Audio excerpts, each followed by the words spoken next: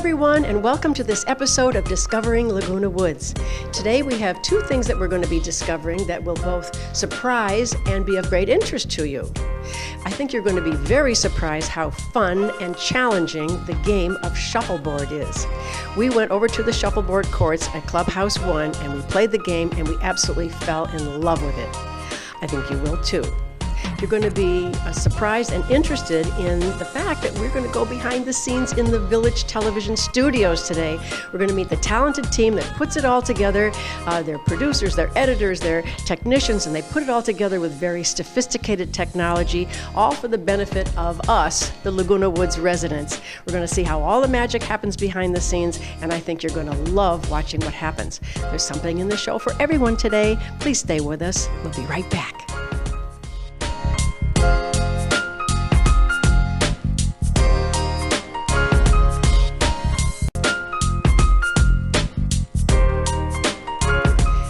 Well, we're here in the shuffleboard court, and we're speaking with Ken Simonson, who is the president of the Laguna Woods Shuffleboard Club. Hi, Ken. How are you? Good afternoon. I'm just fine. Thank you for being here. Well, it is our pleasure. We want to know everything there is to know about shuffleboard. So we could start with a little bit of the history of shuffleboard here at Laguna Woods. Would you tell us what it was like here in the 70s? In the 70s, there were over 1,000 members in the club. These courts, these 6 courts, and the building next to us had 6 courts. They were full 8 hours a day, 6-7 days a week. You had to wait in line to be able to play. That's how popular it was. Well, now, was that a national thing? Was shuffleboard a very popular game in those days, and it caught on, or was Laguna Woods an attraction for some reason? Now, I think Laguna Woods was an attraction, first of all, because we had 12 courts. But at that time, there were 32 league teams in southern Orange County. So it was a big sport at the time, and even at the time, a push to try and make it an Olympic sport. Unfortunately, it didn't go, but that's how popular it had become. Yes. And so now these leagues, did they compete, and were there events, and there were tournaments and prizes and so forth? Yeah, tournaments, trophies, this type of thing. Yeah. So it was fun. I wasn't there, but from people that were there, it was really a lot of fun. Yes. So there's competition. So now we get down to more of the granular level here. People come in because there are so many reasons. First of all, it's indoors. You don't have to bring your stuff. It's all here. Tell us a little bit about about the cue and the disc. Okay. This is a cue. You'll see different types of cues. But they're all basically the same. They do the same thing. Okay. They push the puck down the court. And, depending on the speed, these are all basically the same weight. Some of them are adjustable, so they can adjust for your own preference on how long it is. Yes. But that's, and we have it all right here for you. So is it similar to golf in that there's like a ladies' set of golf clubs? Would there be a cue that would be... No, they're all the same. They're all the same. So the play then is all about you, the player, how much effort you put into that push? How much effort you put into it and how much you determine, because each court is different. Sometimes there's a different drift, and depending on the speed, where that puck goes. So it's all just a matter of finding your favorite shot and what you want. And there's, strategy and everything else in this game. It's more than just shoving this puck down the aisle. Oh, sure. If I were to shove that, I'm sure it would land up in the library over there somewhere. Now, I'm looking at each one of these courts. There's 8 courts in here. 6. Six. Okay, I can count. But they all look the same to me. But you say there's a slide to some. There's a little dips in the way the concrete is poured. And it's very intricate because you can see we have heaters. Yes. And if the court is a little bit warmer, that changes the drift, changes the speed. And, in the summertime when it's warm, we have fans going, and that changes everything. So it's like I say, it's more than just shoving the puck down the aisle. Right, right. It's, So you have to pay attention as you come in as a player, look at the conditions of this space and then calculate how you're going to play that day, maybe warm up and practice a little bit, and then it's all in the nuances. that's one of the challenges and fun part of this game. It's a personal challenge, and for you just to work on getting better. Yes. And it's easy. Yes. I mean, you don't have to run, you don't have to No. do anything. So it's, you don't have to lift a heavy ball or bend over. Right, right. So that's what's fun about it. And so that opens it up to a lot of people, regardless of their level of ability, doesn't it? Right. Ability and physical capabilities. We've had people with wheelchairs, people with walkers, people with canes. They all enjoy it. They all have fun with it. I think that's amazing. So that can be something that perhaps if you're not able to get out there on the golf course, maybe, or you're not able to play tennis or whatever, this is such a perfect sport because it's an intelligent game. Yeah. You have to think about what you're doing here, and yet there is some physical activity, and so it's the best of everything. Yep, you got it. And it's inside. And it's inside, no matter what the weather is. Yeah. You don't need an umbrella. Right, right. And I noticed that people cheer you when you do a good job. They cheer you when you hit a good shot, or instead of, it's... Even if it's your opponent, you cheer them because they get a good shot. Yes. Yeah, and it's friendly competition. Yes. And so what do you want the folks out there, we're putting this show on, we're showing everything about it. What would you like people to know? What would you like people to do in the village? If anything, come by and try it. You might enjoy it, and come by and just, if anything, to watch. We have people that will give lessons, and, help you out. It's just, an enjoyable, good time. Wow, that's great. So I hope a lot of people decide to come down, at least observe, because you've got little chairs set up all the way around so they can watch the play, and then maybe take another step and say, I'd like to learn a little bit more about it, and then maybe get on one of the teams. Yep, very much so, very much so. And if you enjoy it, invite your neighbor, invite a friend. And you also said you can bring your grandkids. That's what I found interesting. Because I have to just share with you, when you first contacted me, I was actually on a cruise. I was on a cruise with my grandchildren over the holidays, and we've been playing shuffleboard. And I thought, well, that's so perfect because they're 10 and 13, and they loved it. And I've said this before, my 12-year-old grandson, when he stays with us, we have to come play shuffleboard. He loves to play shuffleboard, and he's a good player. So, well, okay, thank you so much for inviting us, Ken. We really enjoyed it. And thank you for coming. We appreciate it. And we'll be right back after these messages.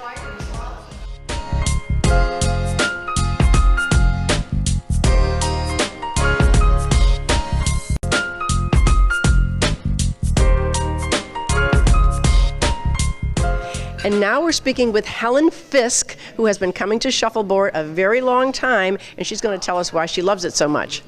Well, thanks for talking to us today, Helen. Well, I'm so glad to have you come and visit, because shuffleboard is something that is for everyone. And this way, you're showing the community that we all have a great time playing shuffleboard, and it's not only a game, but it's a mind game. It gives you great activity, and it's for every age. It doesn't matter how young you are, as long we don't invite kids to play until they have some lessons. But of course, if grandchildren come in with their grandparents or whatever, then they're supervised, and perhaps the grandparents know how to play, and that's just fine. But my husband and I took up shuffleboard, 30 plus years ago, more like 35. And it's been my passion ever since. And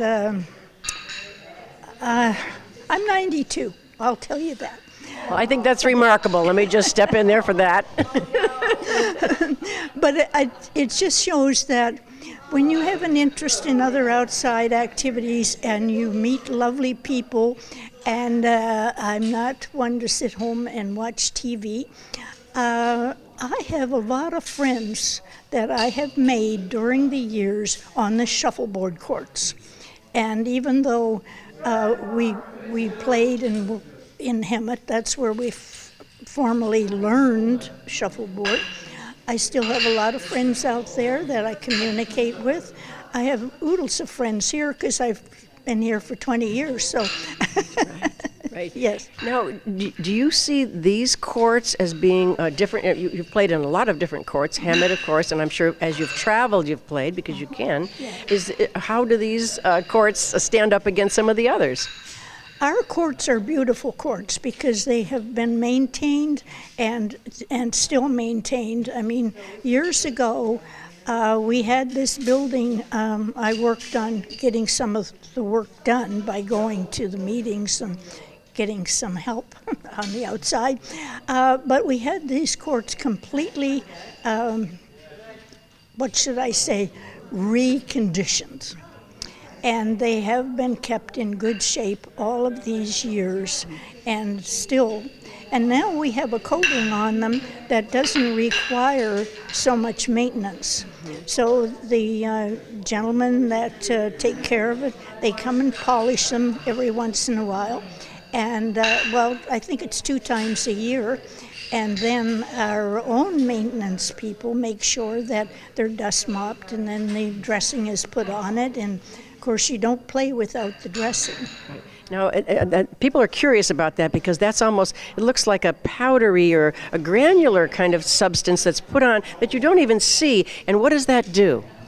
Well, it is a combination of grains along with poly beads. And the discs actually float on the poly beads.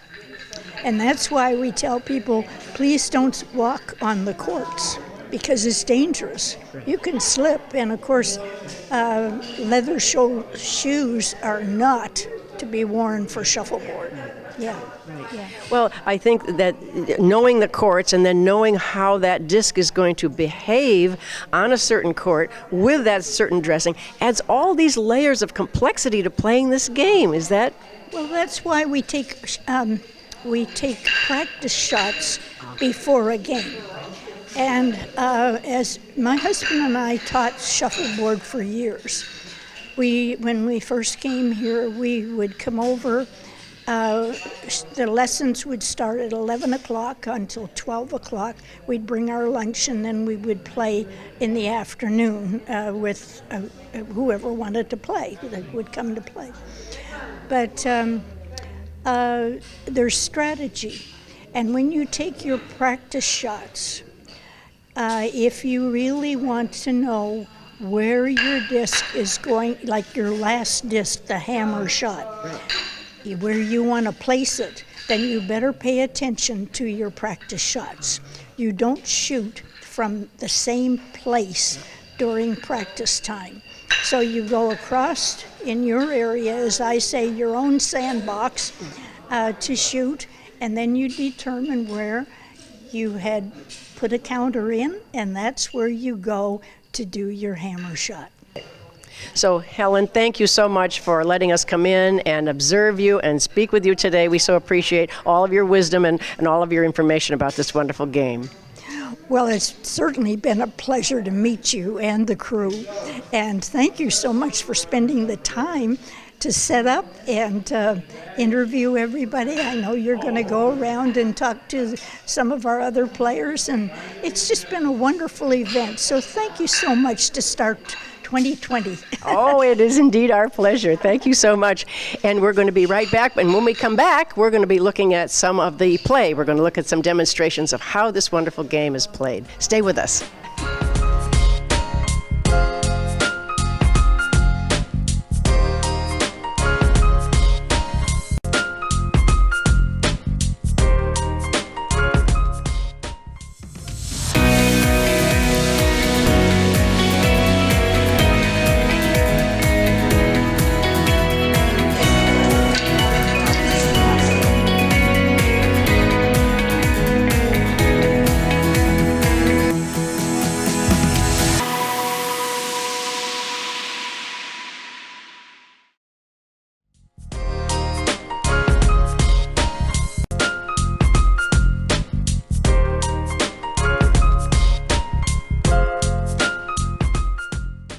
And welcome to the third floor of the community center. And here we are at the Village Television Studios, and we're going on in. Come with us. And here we have Paul Ortiz, who is the general manager of the television studios, and Brittany Toohey, who is the program coordinator, and so many other things. And so, well, Paul, why don't you tell us a little bit about what we can expect today? Well, today we're going to give you a tour of Village Television, and this is our lobby area. And most residents kind of stop in this area. They're going to be either dropping off trading posts or maybe some information regarding some club events that they might be having, and they drop them off with Brittany. And Brittany will have them on our This Day program, or we'll actually put that on the electronic message board as well, and we'll give that to Michelle, and she handles that as well. But most of our walk-in traffic is right here in this area, and then Brittany also greets our guests on the This Day program Monday through Friday, and so usually in the morning this place is pretty busy about 8 o'clock until about 8:30, and then we have them wait in our green room. But it's really the first location that people come and gather for Village Television. Well, and I think that's a good thing, too, because Brittany has always been so beautiful and charming and upbeat and knowledgeable and professional. So you're the best smiling face that we could be greeted with when we come into the studios. Yeah, so this is the first area. So what I wanted to do is just show you quickly, we'll show you the green room, and then we can go through the door. It's kind of our Wizard of Oz door, and we'll show you the rest of the operation. But this is where people will sit and relax, and then they wait their turn to go on to the program, depending what show they're on. But it's a way for them to kind of relax and also talk about the pre-production and any kind of other pre-interview things they might want to take care of. And they're watching, I assume, live programming and hear what's actually on the air at that time as they sit here and wait their turn. So if you're not the first person in line, then usually you'll see that guest on the television live, and then they sit there and they realize, oh wow, that's going to be me in about 5 minutes. Right. So yeah. then they get nervous. Right. All right, that's So, great. Of course, we have some coffee for them, which usually, they have coffee, which is fine. It Yes. doesn't really get them all too high. Decaf. Yes, a little decaf. Yeah, right. So let's go ahead and walk in. Okay. So this is really our offices. This is where everybody edits. This is Preston, PJ Higgins. He's one of our top producers and editors. With the magic of television, he can do many things. He could be editing there and running camera at the same time. Yeah, it's amazing. And this is Dave DeSantis. Dave is one of our producers. He's been with us for a couple years as well. And Dave can also edit. He can run audio. He can run camera. He also directs many of our shows. And he's a terrific producer, and we're glad to have him as well. And a performer. Yes, he is much. He has a lot of talents, more than I have. Now, let me ask you, working in a small studio like this isn't NBC, so you have the opportunity to wear many hats. Yes. What's the advantage of that? It's a huge advantage. If we were in a union, we would only be able to have one person run camera, and that's all they would do probably for their career if they were really good at it. Yep. Here at Village Television, everyone has to do everything, even on-air talent, like you just mentioned. All of us, and we'll get Preston out there at some point, all of us have been on television in front of the camera, and we know everything to do behind the camera. So it's such a great advantage for people here at Village Television to have this kind of talent with us. And it's very unique to find, because everybody is so specialized now. For us to have people that can run camera, run audio, edit on different software, Premiere and Final Cut, and then go ahead and run the switcher for us it's a tremendous advantage for us. I think also you're able to do your job as a camera person better if you understand what the end result is going to look like and how to edit something. It influences the way you take the shots themselves and set up the shots. Right. So knowing the whole process flow is really helpful. And that's a perfect example, because Tales from the Woods is a very involved show that you've seen on television here in Village Television.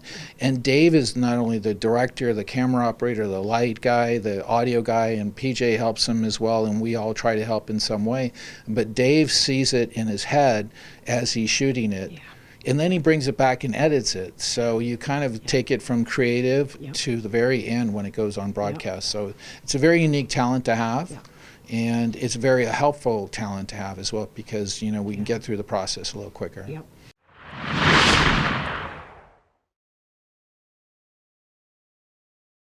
Now, would you break down what you do here into like educate and inform and entertain, or what are the categories of shows and or product that you produce? Well, we're considered a local origination station, so that means we produce our own content. Yes. You know, last year in 2019, we produced almost 1,000 hours of our own original programming, and we also supported about 400 hours of original programming from our video club and in the many clubs that also produce shows here in our community.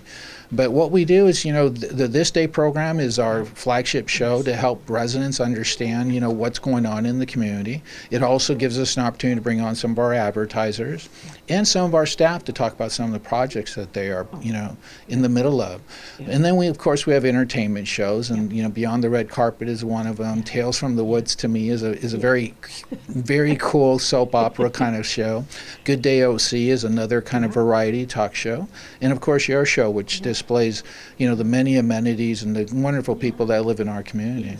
Yes. You know, I don't take this the wrong way, but I sometimes think of it as you're the kind of the cruise directors. You know, there's so much for us to do, and you itemize it and you tell us what's coming up, giving us a time to put it on our calendars and describe it and make it, you know, gee, that is something that I'd like to go see. Right. So you help us sort of sort out what we would like to see and what we could maybe pass on this time. You know, it's all of that is so helpful to us. It's a valuable tool, and I think we're probably, I would say, the best and the most productive station, especially for, we're not even a city station, we're the HOA station of any station in the country, because cities don't have city stations like you have. Right. You know, maybe you might see a city council meeting. We also do city council meetings for Laguna Woods. But we provide so much content here that there's nobody that does local origination programming and city channel programming like we do. Yep. Yep. And part of the advantage we have, too, is some folks that live here came from a TV background or Right. came from a film background, so they bring that expertise with them. Absolutely. Yeah, Absolutely. that's great. And this is Mark Weiss. Mark Weiss's employees that actually started over at the Performing Arts Center 15 years ago, known as the Clubhouse 3. Yeah. And he was one of the technicians there, and we were fortunate enough to meet him and bring him on to Village Television. So he's been with us for quite some time.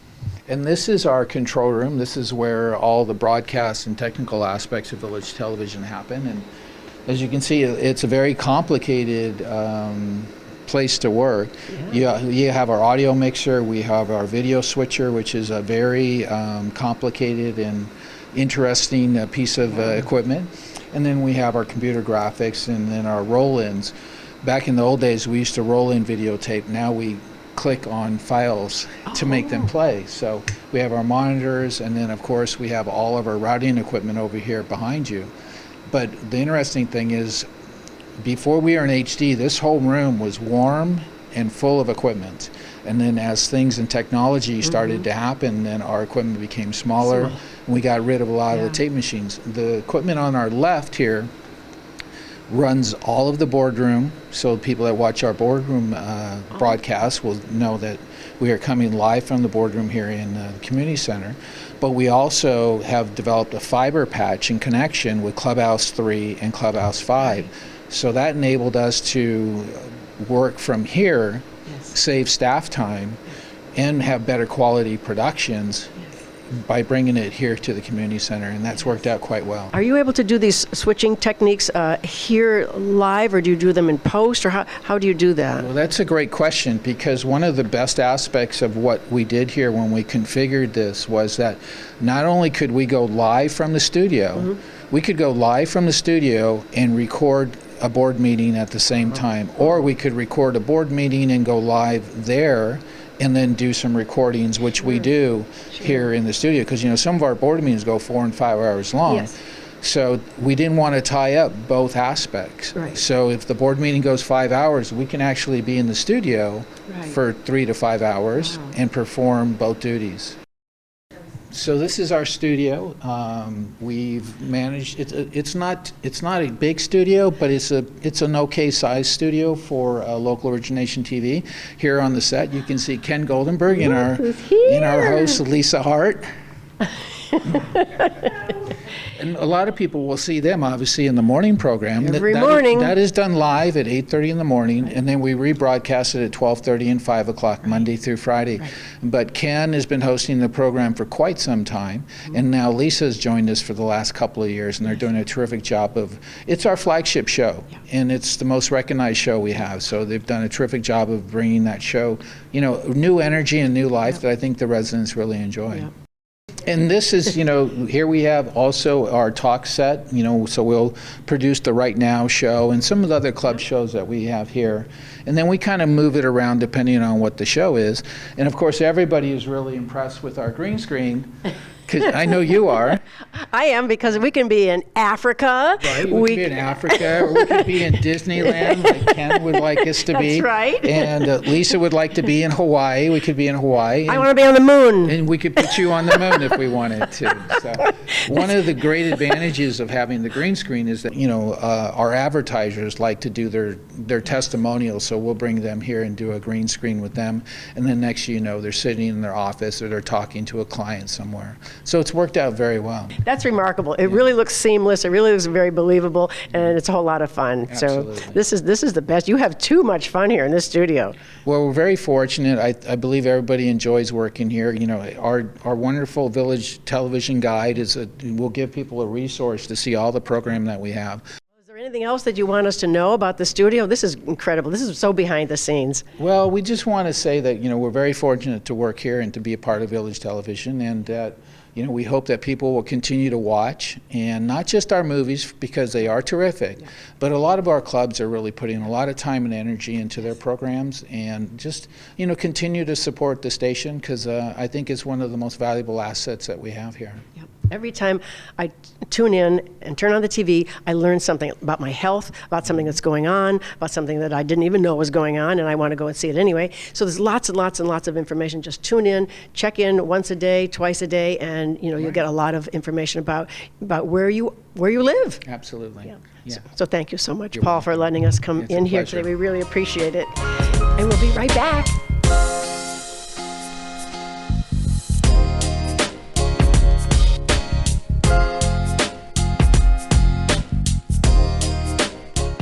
Thanks so much for joining us today. We had so much fun in the shuffleboard courts, where we got to play shuffleboard, and we absolutely fell in love with it. We want to have a big thank you to Ken Simonson and also the indomitable Helen Fisk. Thank you so much also to the members of the Shuffleboard Club. We also had a lot of fun back here at the Village Television Studios, where we looked at everything that it takes to put our wonderful programming on the air every day. We benefit from it as Village residents. We are informed, we are educated, and we are entertained every single day by the efforts of these incredibly talented team members. So we hope that you will watch our show on Wednesday mornings at 9:30, and also watch us on YouTube and subscribe to YouTube. And we will see you every single time on Discovering Laguna Woods. See you next time. Bye-bye.